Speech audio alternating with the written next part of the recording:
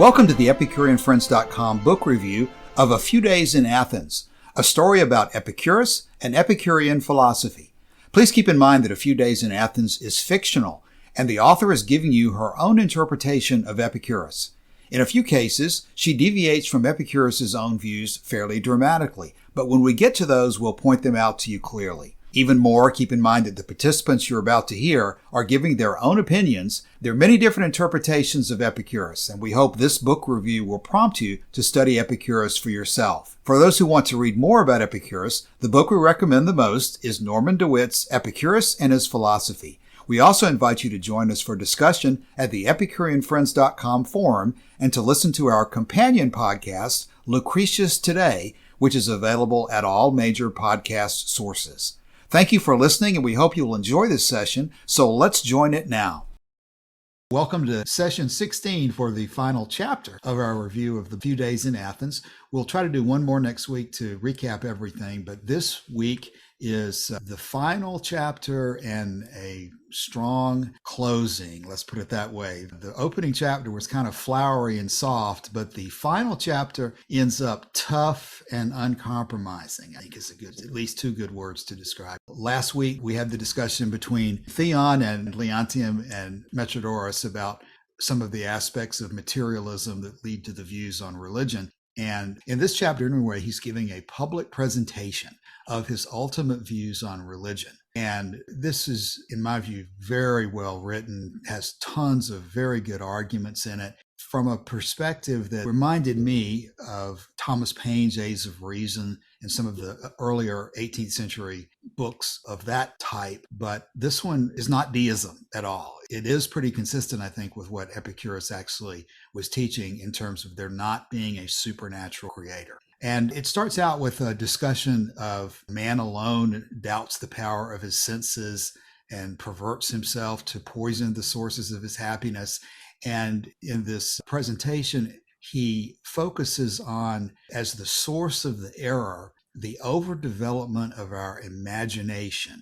And he links that as the first link in an erroneous chain of thought to religion. He basically finds that religion is something that comes out of the overdevelopment of our imagination. He says that religion is the true dethroner of human virtue, a root of all evil and misery in the world. The world is full of religion, but also full of misery and crime. He says that the gods can't be observed, and as such, they can have no relevance to men. Religion, it's not merely useless, it's mischievous by the idle terrors, the false morality, the hypocrisy, the dogmatism, and the false threats, hopes, and promises that it brings. To some extent, the Age of Reason and these other books say the same thing, but this is not just a statement that religion is neutral. He's very clear that religion is a negative force. And not only negative, but he says the common concepts of the gods are offensive to both men and the gods. And whether it's a god or a philosopher who speaks, the evidence of nature is that we should enjoy our lives and be happy. He says here again in this final chapter that the good is all that brings us pleasure and evil is all that brings us pain. And in this, there's no paradox and no hidden message. It interestingly closes on a statement that just as religion is unsound, so is the common understanding of morality and virtue, and that folly invented virtue and knavery supports it. Then, unfortunately, he says, we'll examine that at another time. And he comes to a close for this presentation. So first of all, let's go to Joshua. Yeah, a very strong ending to the book. And as you rightly say, a very strange ending for the time in which it was written and the fervor with which she writes. I guess in my view, she's showing the influence here of these French thinkers about the time of the Enlightenment era, the encyclopedists. You know, this idea that religion is the, how does she phrase it here, basically the root of all evil.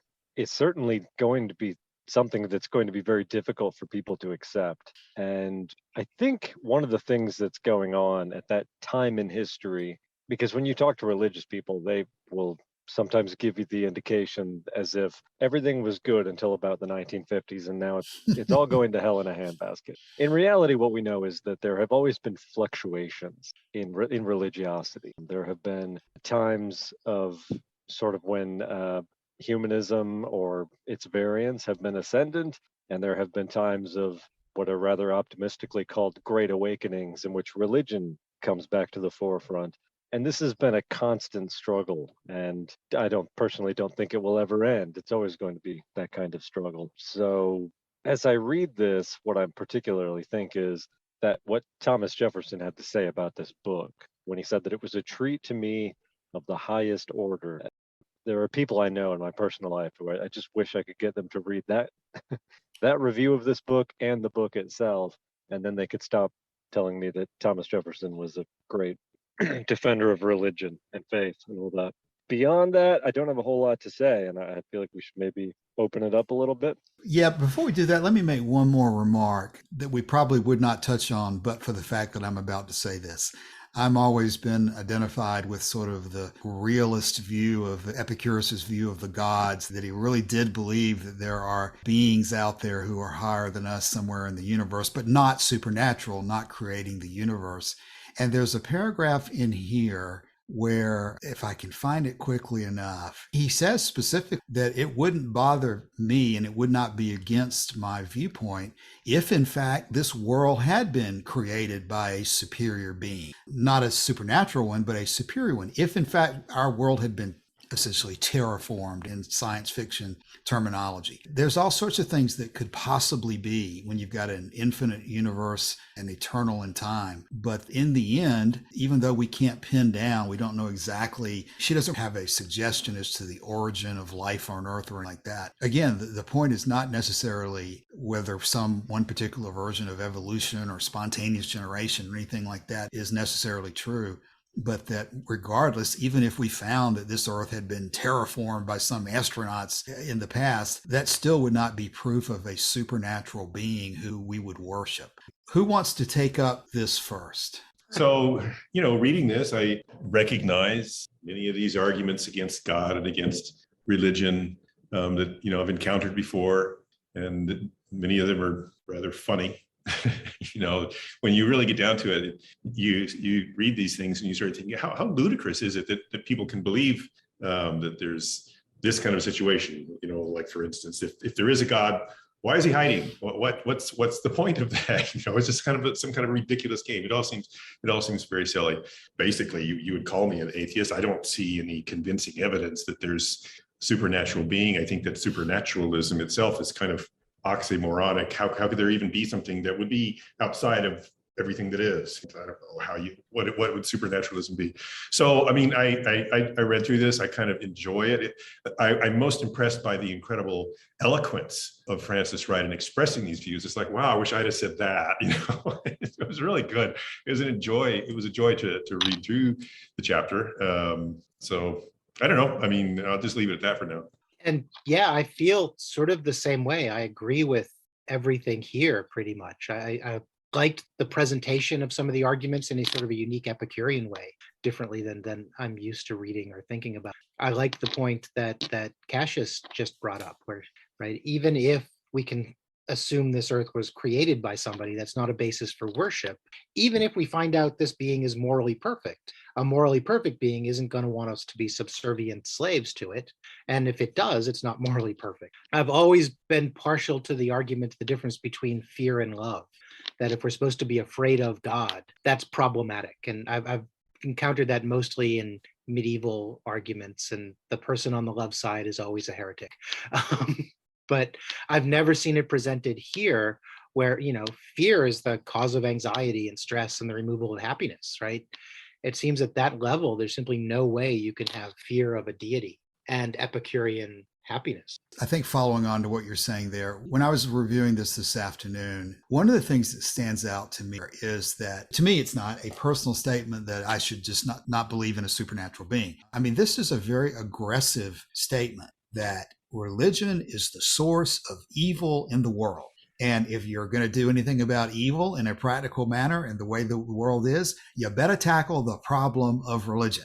And so I see it as these guys at this period of time would have been as vulnerable as we would be today, or more so, to being disapproved by society for having this particular position. But it's not just an internal, don't think about God as your benefactor. It's really, if you're somebody like Frances Wright, who is a social reformer, you're going to incorporate a discussion of a proper view of religion in your social reform activities. I don't see how you can really escape that part of the conclusion.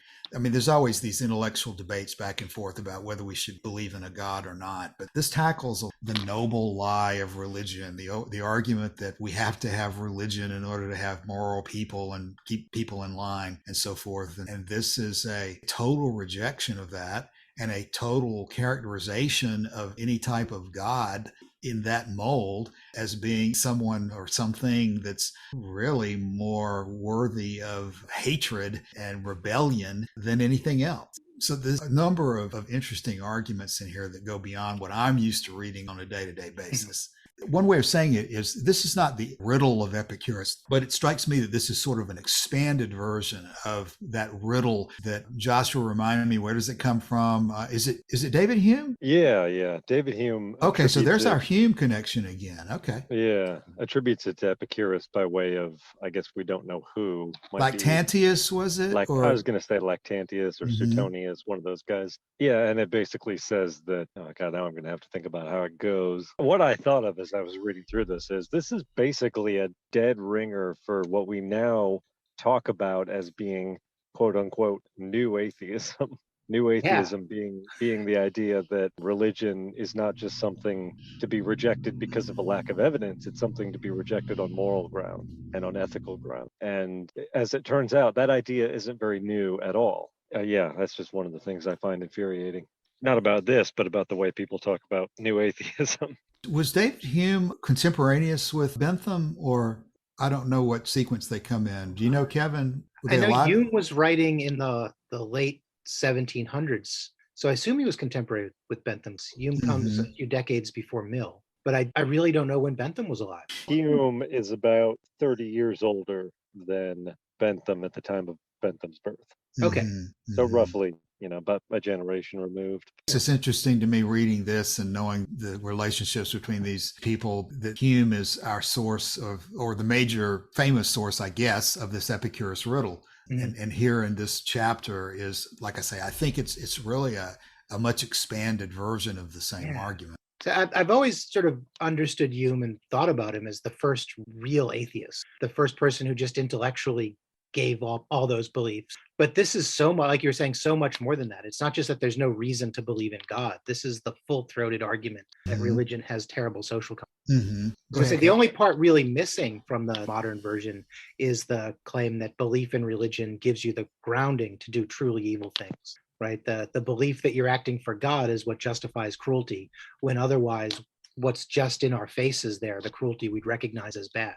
But if you do it thinking it's God's will, there's no amount of cruelty you won't inflict. But that's, I read this and then skimmed it over again, and I was kind of expecting that to show up, and that's not there. But I guess it's kind of a subtext, but it's certainly not focused. Like, for example, that statement in Lucretius about, what is it, Joshua? The most famous line in Lucretius is, tantum potuit religios vadere malorum. How great is the power of religion to inspire to evil and whatever.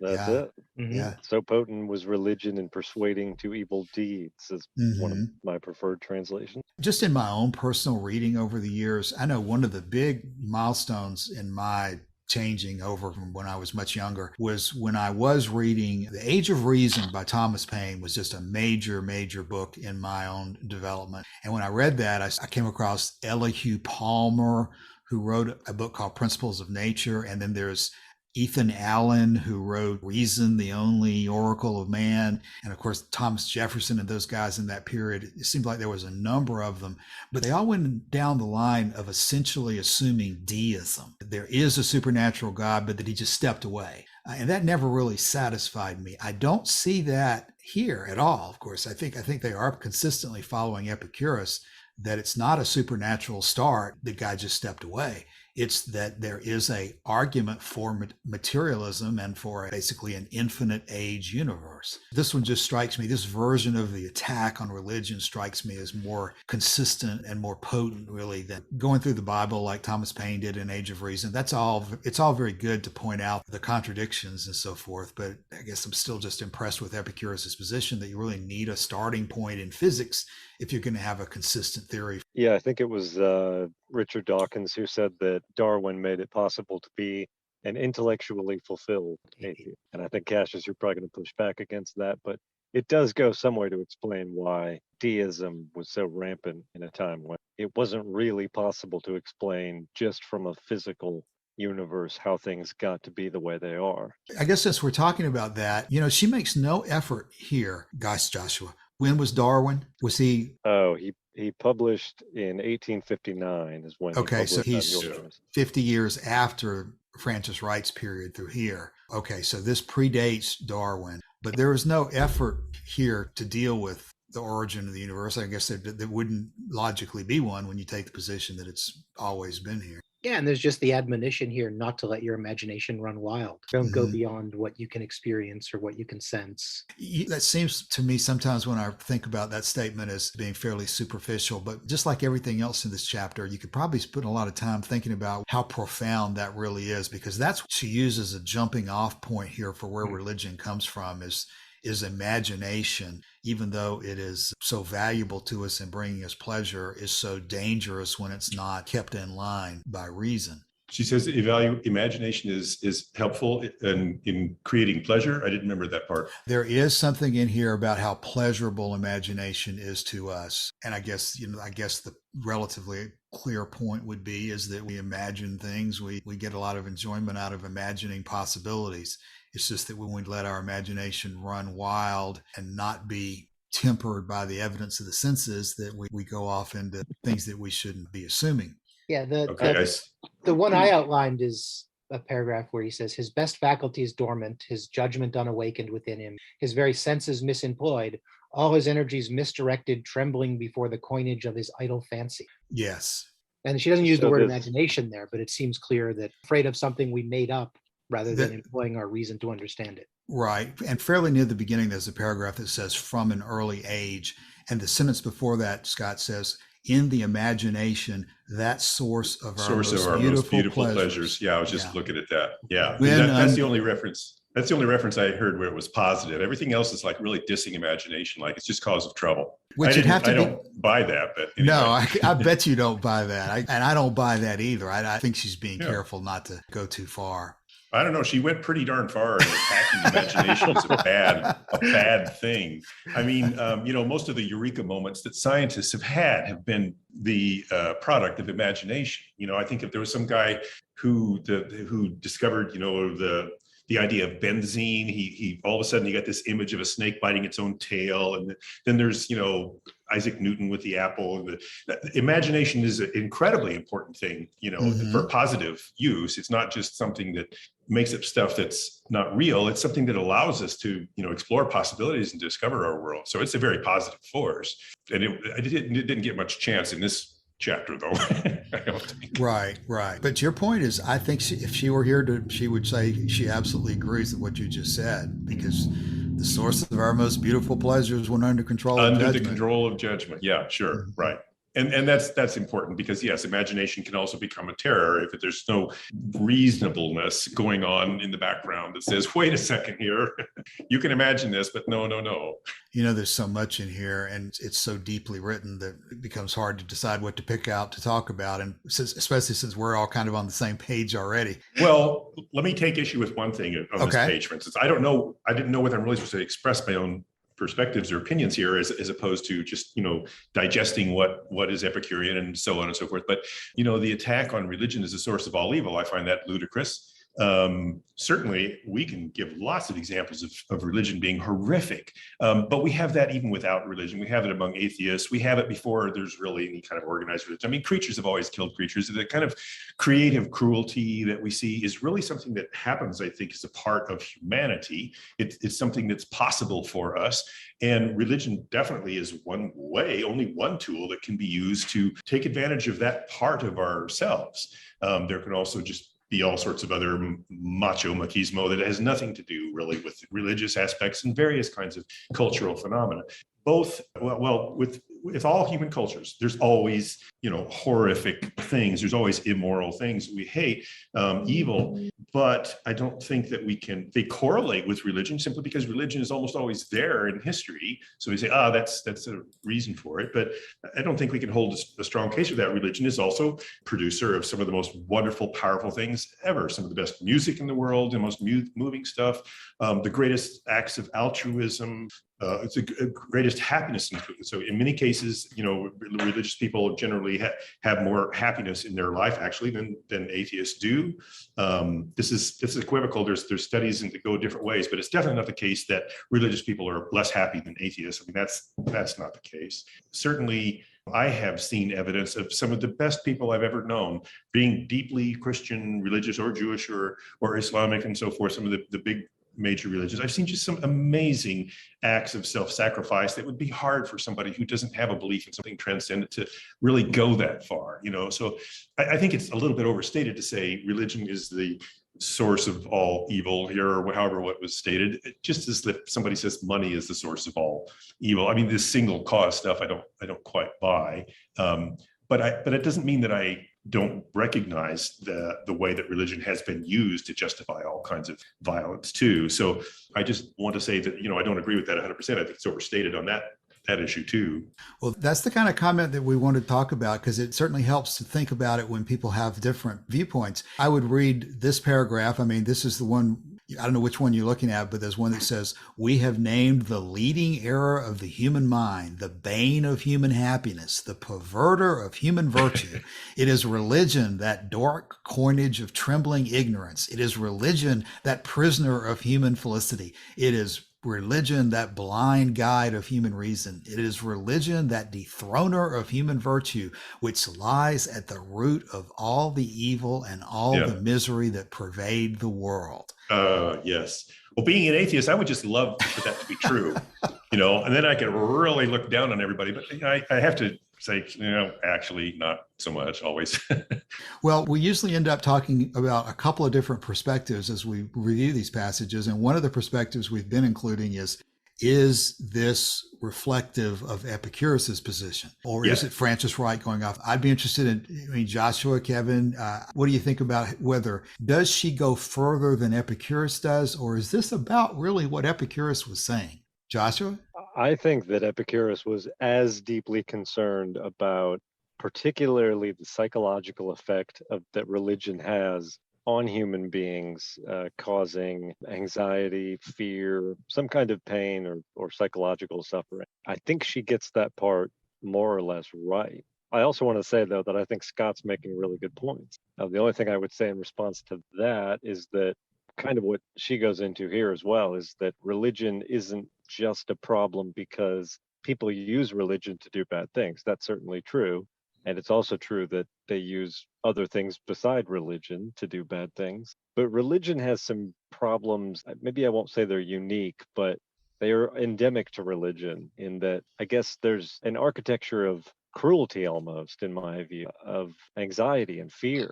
And that whether people use religion to do good things or bad things, the structure of religion, in my view, is always problematic. But other than that, I have to say, I agree with a lot of what Scott was saying there. Let me make one more comment before Kevin. We've also got this standard interplay. When Epicurus condemned religion, I don't think he was including his own views of the gods. So you also have to be clear about whether he's talking about what he considered to be false religion versus true religion. And maybe to that extent, especially, Frances Wright may be getting wrapped up again in this Benthamite or this era that she was involved in and taking it down a little bit different path than Epicurus himself was taking. Because again, she didn't have anything good to say about any kind of religion in this kind of a discussion. But again, I think Epicurus is pretty well on record as having suggestions that you needed to have holy views of the gods. And when you start talking about Epicurus's views of the gods, it's certainly a view of divinity, if not a full religion. Okay, Kevin, what do you think? I genuinely don't know. I've always read Epicurus the way you're describing, suspicious of religious belief used for evil, right? But always, I guess I've always read him always think the gods exist, they're just not supernatural and probably don't care about us, right? That if you understand what they are, there's no reason to be afraid of them or love them or care any more about them than they care about us. So I don't know. And I guess what I would take from this is I think our imagination can create ways of tormenting us in addition to religion, right? Imagination is the two-edged sword here, right? Scott's totally right. It brings us great joy. It's the source of our pleasure. It's a marvelous instrument. But when it's not checked by what we can actually experience and know about the cosmos, we end up doing all sorts of heinous things. I would like to suggest one thing, even though I realize I would like to go back to your question for just a second, Cassius. Even though we don't normally, ask Scott when we want Epicurean scholarship. Epicurean orthodoxy, yes. We want orthodoxy from Epicurus. We don't go to Scott. That's probably right. Go ahead. That's probably right. But it occurs to me that it seems to me that Frances Wright did go beyond Epicurus in this, and because Epicurus primarily, when he's talking about the problem with the gods, he's talking about the anxiety that's created because they might hurt us. He's not really talking about we're going to do bad things because we believe in them. That's a little bit different because Wright is saying the cause of evil in the world is religion. And I don't think Epicurus goes quite that far. Scott, tell me how much of Lucretius you've read. Not very much. Not very much. Okay. I have a feeling that there's several sections. Joshua, of course, is thinking the same ones I'm thinking about right now. I mean, he is one of the most famous lines in Lucretius is that section about how tantum religio, whatever, Joshua, how great is the power of religion to inspire evil to men. And that is introduced by Joshua, you can do a better job of this than I can, but there's very early in the book, there are two sections. One of them, and I'm going to quote from the Humphreys version, but it starts out, when human life, all too conspicuous, lay foully groveling on the earth, weighed down by grim religion looming from the skies, horribly threatening mortal man. A Greek, first raised his mortal eyes bravely against this menace. No reports of gods, no lightning flash, no thunder peal made this man cower, but drove him all the more with passionate manliness of mind and will to be the first to spring the tight-barred gates of nature's hold asunder. So his vital force of mind, a conqueror beyond the flaming ramparts of the world, explored the vast immensities of space with wit and wisdom and came back to us triumphant, bringing news of what can be and what cannot, limits and boundaries, the borderline, the benchmark set forever. And here's the last line: religion so is trampled underfoot, and by his victory we reach the stars. And that's a discussion of Epicurus, followed quickly by the story of Iphigenia, Joshua. That's where the tantum religio statement comes in, right? Yeah, he uses the name Iphigenia or something like that. Yes, I'm sorry, I probably totally butchered her name. No, but you're right. It is Iphigenia or something. Iphigenia is actually the daughter, the daughter of Agamemnon, who in the sort of the mythology surrounding the Iliad and the Odyssey, in order to get passage for the fleet from Aulis, he had sacrificed his own daughter. And Lucretius seemed to think that religion all too often came down to Lucretius didn't seem to like the idea of sacrifice in general. He's quite, his descriptions of animal life and all that. He describes in one passage a cow whose calf has been, I guess we could presume, sacrificed, and the cow is sort of roaming over the fields and meadows and looking for the lost calf. And so it's this issue of sacrifice in particular that I think Lucretius finds so appalling. But sort of to go to one thing Scott said, the other very controversial thing about Lucretius is what he presents as being the thing that you get when you get away from religion is, standing on a shore watching a shipwreck, and and it's a good thing not to be part of it. And I know Cassius has another line that's going to maybe add another dimension of analysis to that quote.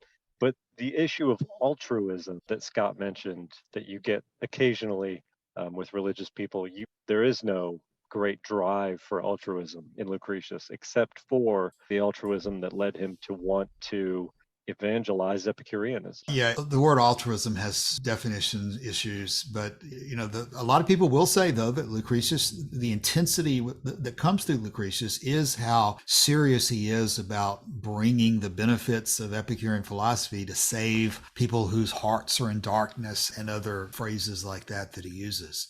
That's the reason we want to help people, by bringing them out of these anxieties and fears that are not necessary. Yeah. If you want real altruism from an Epicurean, you almost have to go to Diogenes of Rwanda. Who offered the idea that slavery will one day be abolished, and foreigners are actually our brothers because we all inhabit the same earth, and that kind of thing. So yeah, and I was just going to bring it back to sort of the general point. As usual, I'm thinking that there's, from my perspective, which is not the right perspective, but just my own perspective, I think much of what Scott has said is correct in saying that she's going further than Epicurus did. But it could all be a matter of sort of definitions as well, because Epicurus was also very strongly against, at least Lucretius was, and we're always piecing things together from different people and so forth. We have Philodemus, who's talking about piety all the time. We have Diogenes Laertius, who's talking about Epicurus being always participating in the public festivals and presumably in some of those religious ceremonies as well. And you have Epicurus saying that you should have holy views of the gods. But at the same time, you've got Lucretius, who seems to be very faithful, constantly just making remark after remark about it's probably not too bad to say, evils of false religion at the very least. I don't know that Epicurus makes this point. I mean, this point about the imagination, I guess it's all there in Lucretius, though, probably. This is really, I don't know that I can say that it goes far beyond what I've read in Lucretius. It just packages it together in a very succinct form. Can I ask a question that might be from left field? Sure. And you can make me disappear and if it's no. But and then I'm a little out of my own depth here, but I've always understood Epicurus to be a contractarian. You decide on some basic ethical rules and some agreements, a way of living that provides a semblance of order and peace so that people can pursue their own pleasure. And I wonder if everything that he says about piety towards the gods and participating in the rituals is not because he believes in them in any way other than that is just what we do here because it's what everyone does here. It creates a framework of peace and order so that we can all pursue pleasure. That's certainly a common interpretation that I see people make all the time. I think there's got to be. And I know what it means when I say that too. So where'd I go wrong? No, I'm not saying you're wrong. I'm saying that in many cases, and from my perspective, there's usually more than one reason for a position that he takes. And I think he does see the benefit that you've just described. And that would be one reason that he would believe that a true religion does have its place. The part that you said that I would, if somebody were reading into that, the contractarian part, we've talked about that some in our forum as well. That comes up fairly regularly, along with the description of justice that is in the last 10 principal doctrines. And we go round and round and round about whether that ends up being contractarian or not, because as soon as he raises that justice is a form of contract, he starts talking about how, but on the other hand, if you're not able to be a part of it, or if you don't want to be a part of it, then there is no justice. And then he starts talking about as soon as the circumstances that gave rise to that kind of contract change, then the justice of it changes. And as if it's all just so contextual that the part that has always troubled me, Kevin, about the contractarianism part is it seems like it's so very easy within Epicurus' system to violate the contract. As soon as you're thinking that it doesn't benefit you anymore, you break it. If the breaking of the contract is not unjust, is it really fair to say that entering the contract is what makes it just? It's kind of it's kind of like a mutual benefit situation. But that's just complicated. Now I'm going straight on to right field and wondering whether Hobbes ever read much Epicurus and created that vicious enforcement mechanism for his contracts. You want to explain that a little further? In case for Hobbes, you need the concept of the Leviathan, an all-powerful state that will always make it in your best interest to keep your contracts by guaranteeing a swift and extreme punishment if you violate. And then if the contract is justice, the enforcement mechanism always makes it in your, it has to be quick, sure, extreme, and impose a what does he put? It has to keep men in awe. You basically got to scare the pants off people to make them keep their contract. And Thomas More came up with a very similar idea in his Utopia, and he was responding directly to Epicureanism. We know that because he read Amerigo Vespucci, and Amerigo had met this tribe in the New World and said that their manner of living could be best described as Epicurean. And so Thomas More, when he goes on to explore this idea of what it would mean to have sort of an Epicurean community in the New World, this is what he's sort of describing in his Utopia. He does say that there's two groups of people that are not to be tolerated, really one group with two attributes, and it is people who think that the soul dies with the body and that the universe is the mere sport of chance. And I mean, absolutely, it's just a rejection of Epicureanism. And the problem, as he saw it, is you cannot trust them to keep their promises or to uphold their end of the contract. Yeah, right. I don't know what follow-up I have to that. Now I'm trying to think. I think John Locke said something very similar, that promises, covenants, and oaths have no hold over an atheist, I think is the way he put it. And again, if you don't have fear, right, the idea that people would keep their promises just because they're right. Yeah, well, I guess I've known enough people to wonder about that. And while I'm on that subject, I think it was Plutarch who said that an Epicurean cannot be trusted to kill a tyrant when that needs to be done. So if you've got the tyrants that need killing, you don't want to call an Epicurean, apparently. Well, Julius Caesar might have a problem with that. Yeah, exactly. with Cassius Longinus participating there. Yeah. Well, I think one thing for sure, this business about whether or not Frances Wright went too far and expressed, beyond what Epicurus would about tyranny of religion. Your point is well taken, and the point is that yes, if we want to understand Orthodox Epicureanism, we don't ask Scott. I think you've convinced me. Well, like I said, our purpose here is to understand. Humiliate. No. Our purpose, Scott has been one of the most valuable participants in this whole series, and I want to go on record always as emphasizing that particular point. You've got to engage with the material in order to understand it. And that's what I observed with Scott all the way through, is he's engaging with the material, and whether he agrees with it or disagrees with it is something different. But if you just read the book and just let it sit there and not try to process it, you're never going to get anything out of philosophy in general, or this book in particular. You're just as bad as a Christian. Oh, I didn't say that. No, but you know what my joke means there. It's that, yes, if you just digest this stuff and say, okay, this is now my thing, come on, that's not good. Yeah, I mean, Epicurus wouldn't approve of that either. You need to use your reason. Sure. You need to test these things in your own heart. In speaking of in your own heart, another topic that I had a bunch of things that I wanted to jump in on and just didn't really get a chance. This business of altruism and compassion. One of the failings that I see in Epicureanism, one of the things that I really miss is there's not much of that going on. Deep compassion, and I think compassion is an incredibly powerful thing. Not just to give yourself up and die for other people, but also the joy that comes from living compassion, that connection with other people, because compassion is really a kind of connection with others. And the extent to which you develop that has clearly been shown to produce extremely happy people. You guys have all probably heard about the Buddhist people who they put the electrodes on their heads, the ones that meditate on compassion and stuff. And they have these gamma waves or whatever it is that are, the brain is activated in really unusual ways. Very, very good way to have pleasure and happiness is to be compassionate. So, that's kind of sad. I don't certainly see. I see that as something missing from Epicureanism that I really love. I'm not a particularly compassionate person, by the way. I have to really work on that one. So, nonetheless, I recognize how valuable it can be, and I've experienced some of that. So that's always kind of annoyed me a little bit with Epicurean philosophy. There you go.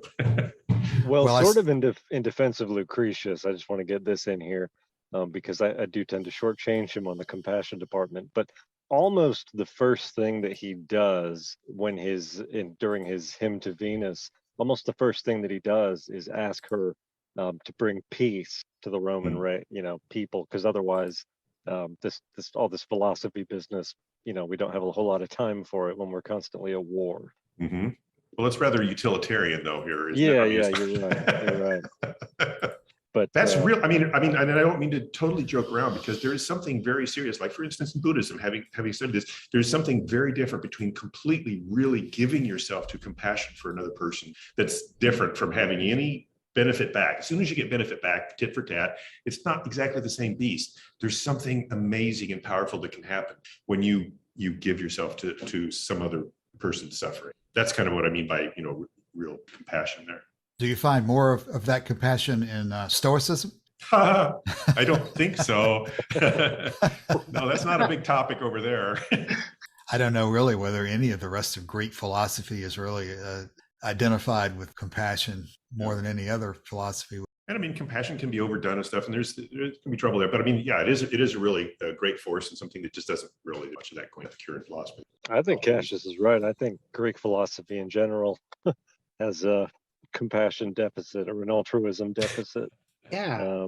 I'm racking my brain now too. Yeah, exactly. Yeah. Like, I can't really come up with much. Like I say, Diogenes Laertius was, I think, the first person from the ancient world.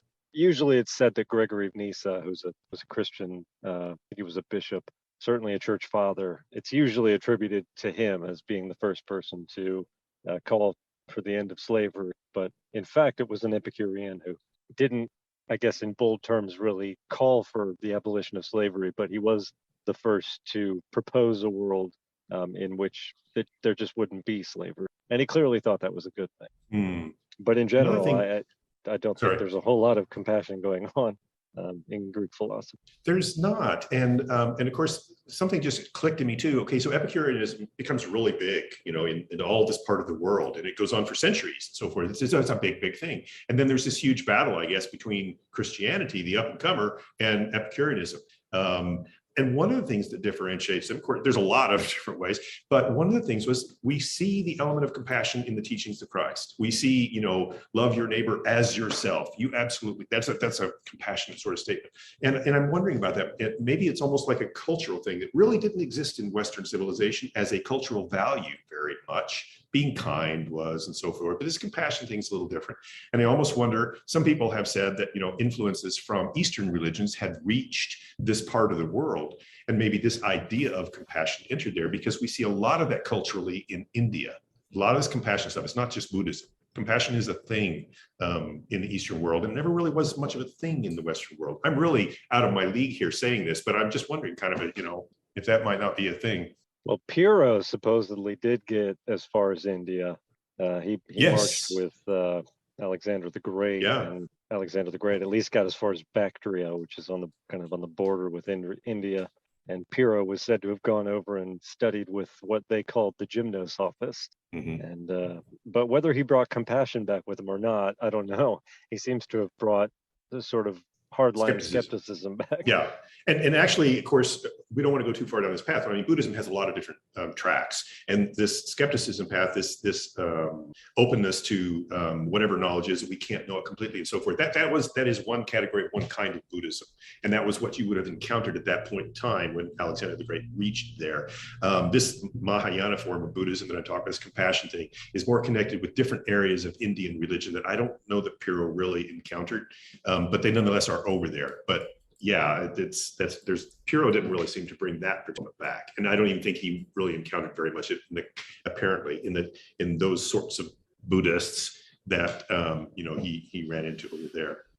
We're going to have to go back into different kinds of Hindu religious expressions and other things we don't need to go all off in there. But I kind of wonder about that. Where exactly culturally compassion came to be such a thing, and not until later in the Western world. And there are those who say that the story of the three wise men coming to see Jesus, so forth, that those are Zoroastrian, or those are Eastern religion people, bringing other ideas in or something like that. who knows? We don't know. I certainly don't know the history of the encounter between the East and West that was going on when you have all this. Began merchants and trade and cultural encounter and stuff. So I certainly can't track the travels of compassion and altruism as a cultural mythologem, to use the Joseph Campbell term. I guess you can use it. Well, I think we've established that Scott's views of religion are a little bit less hostile than those of Frances Wright tonight, and we can begin to close. I think we've been going for about an hour. And like I say, we'll do one more session. If everybody's interested in doing it next week, we'll do this at least once more. Any closing thoughts? Well, Carlosini's had one that we haven't registered yet. If nobody's probably watching the chat, he makes a very valid point about friendship bringing joy within Epicureanism. There's a kind of human connection. Friendship brings joy within Epicureanism. Right. Kind of passed by that. Right. I missed a couple minutes of the chats on compassion because my daughter came down here crying and needed a hug. And so, having altruistically given up the knowledge, I do feel good. That's exactly right. Why are you compassionate? Why are you altruistic? In the Epicurean scheme of things, if you follow that line that nature gives us only pleasure and pain, it's because compassion or caring for other people does bring us pleasure. Yeah. Whether that's and that doesn't seem transactional, because I think it would be wrong if I kicked her so that I could give her compassion for her tears. It's transactional, but it's a different kind of transaction. I mean, read E.O. Wilson's book Consilience, and others who talk about how this is something that has developed psychologically and therefore culturally inside of human beings and any social creatures, that this is actually a positive thing, a way to pleasure. It's this kind of giving of oneself to another. Sure. And you see with animals, if you've got one chimpanzee in a cage and you've got a handful of chimpanzees outside of a cage, and you give the ones outside of the cage grapes, they will sometimes be seen to bring grapes to the chimpanzee in the cage. And it's not long then before you get to Epicurean philosophy. That's just how you get, that's the gateway. We're wrapping up now. That's right. Sorry. Okay. Well, Joshua, any final thoughts? Well, one thing that I did notice here is that whether she agrees with Epicurus sort of philosophically, stylistically, there's a huge divergence in that Epicurus will generally in his writings sort of give the outline first. He'll give the overview of what he's about to do, and then he'll go and do the details. But she hides this bit about religion being the source of all evil. She hides it until the very last chapter. And it seems like she's almost, she knows this is not going to be very well received by quite a lot of people in the time that she's writing. And it's like, if I can just get them hooked, if I can just get them interested in the story, by the time we get to this part, they might be more prepared to listen. That's right, Joshua. That's absolutely the opposite approach from Lucretius, since he puts this stuff right up front and hits it hard at the very beginning of his poem. He does not hold back to the end of the book. Yeah, that's a brilliant insight. It's almost like a propaganda technique. Yep, it's bait and switch. It's like bring them in and then get ready. Yep. Well, Lucretius was using poetry as his honey.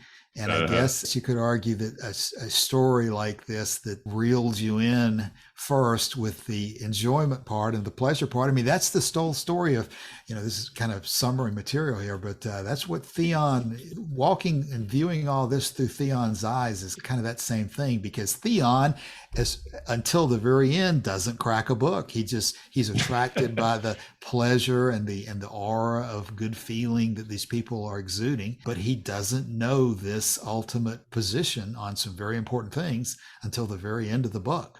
And we don't really know what he does with it or what his reaction ultimately is after he's heard it. In 15, we've gotten a pretty good idea that he's open to it. But really all we know in 16 here is that he's got his eye on Hadia, who is sitting at Epicurus's feet. And then the speech goes on and we really don't know what happens. Yeah, Hadia was another propaganda trick. You're using sex early in the book here to get everybody sucked in. And then, Yeah.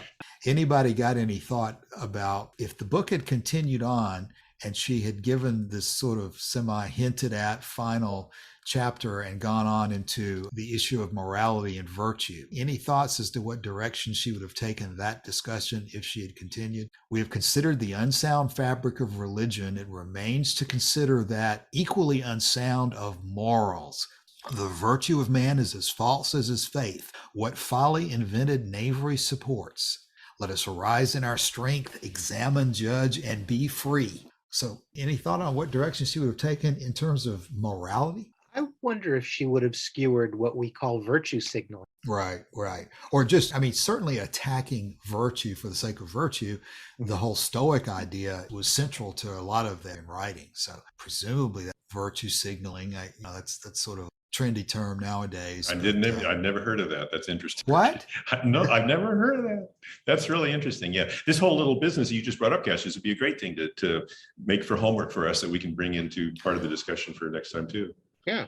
Right. That's a good idea, Scott. I do think there's a pretty good bit of material we could incorporate. Joshua, any thought on that before we close? Where should we go with? Not a whole lot. I don't know what the plan was here, or if this was just sort of the Greek style of in media res. You start out in the middle of things and you end before the action is quite over. The way the Iliad is written and so many books following that. It's hard to say how she would have ended, but even Lucretius seemingly being unfinished. This is kind of like that. Well, okay, let's go ahead and close for the evening then. Thanks once again for your time tonight. And I will go ahead and end the recording now. We'll be back for one more session. Yeah. Very good. Very good. All right. Well, I'll go ahead and sign us off and we'll be back next week for one more time. So thanks a lot. Thank you. Good night. All right.